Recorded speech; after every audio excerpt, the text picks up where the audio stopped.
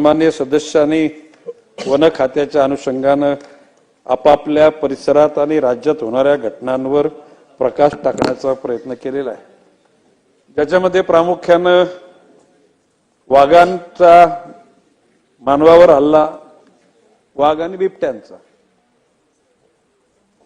त्यामध्ये वाघांचा झालेला मृत्यू, नैसर्गिक मृत्यू, आपसामध्ये लढून झालेली मृत्यू, हायवेला जाताना गाड्यांनी उडवलेले मृत्यू, ट्रेनच्या धडकेने मेलेले मृत्यू, किंवा वाघाची शिकार करणाऱ्या लोकांनी त्यांची केलेली हत्या, त्यांचे अवयव विविध देशामध्ये विक्री करण्याचा प्रकार, या सर्व गोष्टीची निश्चितपणे खात्याने दखल घेतलेली आहे आणि खातं सतर्क आहे.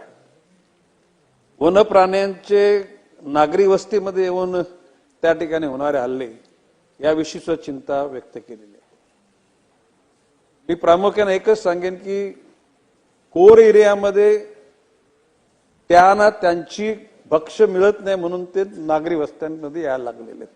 त्याच्यावर पुन्हा कधीतरी लक्षवेधीच्या माध्यमातून किंवा प्रश्नोत्तर उत्तर देईन. परंतु वन खातं या सर्व बाबतीमध्ये या सर्व सदस्यांनी ज्याबाबी शेतकऱ्यांची पिकं वन पशूंच्या मुळे बाधित होतात, त्याला तारेचं कुंपण घाला, सोलर ऊर्जेचं कुंपण घाला, या सर्व बाबतीमध्ये खातं सतर्क आहे. हे वनक्षेत्र वाढवण्याचा सुद्धा प्रयत्न करू आपण. नॅशनल पार्कच्या अनुषंगानं तिथे मोठ्या प्रमाणामध्ये झोपड्या झाल्यात, त्या झोपड्यांचं तिथून स्थलांतर करण्याचे आदेश माननीय हायकोर्टाने दिलेले आहेत आणि ज्या जागी त्यांना न्यायचे त्या ठिकाणी तो इको सेन्सिटिव्ह झोन आहे आणि म्हणून ठाणे जिल्हाधिकाऱ्याकडून जागा मिळतात त्या ठिकाणी त्यांचं स्थलांतर करण्याची प्रक्रिया सुरू होणार आहे.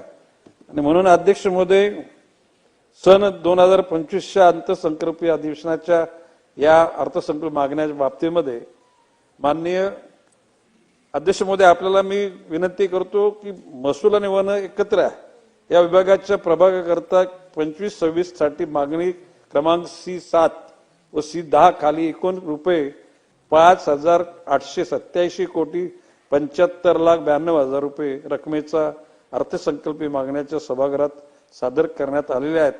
सभागृहाने मान्यता करावी अशा मार्फत मी आपल्या मार्फत त्यांना विनंती करतो.